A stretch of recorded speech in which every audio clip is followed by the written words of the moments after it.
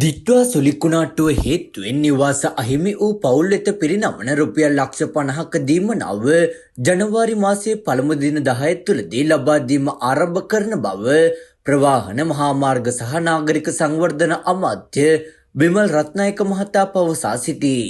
එමෙන්ම ආපදාවෙන් මාසයක් ගතවීමට පෙර කැඩී බිඳී ගිය පාරවල් 99ක ප්‍රමාණයක් සාදානෙම කිරීමට සිය ආණ්ඩුවට හැකි වූ බවද එහිදී ඔහු සඳහන් කර සිටී.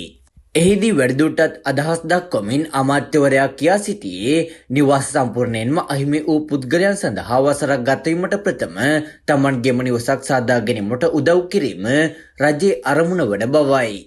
කෙසේ වෙතත් ගංවතුරට හසු වූ ප්‍රදේශ රැසක ජනතාව සහ ගොවීන් පෙන්වා දෙන්නේ මෙතෙක් තමන්ට සිදු වූ හානි වෙනුවෙන් වන්දි මුදලක් නිසි ලෙස ලැබී නොමැති බවයි. පසුගිය අපදාවේදී මහාමං කඩවල වැව පිටාර ගැලීම හේතුවෙන් ගංවතුරට හසු වූ තම නිවාස වෙනුවෙන් මෙතෙක් රුපියල් 25000ක වන්දිය හෝ නොලැබුණ බවට මහාමං කඩවල ගම්මානයේ ජනතාව චෝදනා කර සිටියා.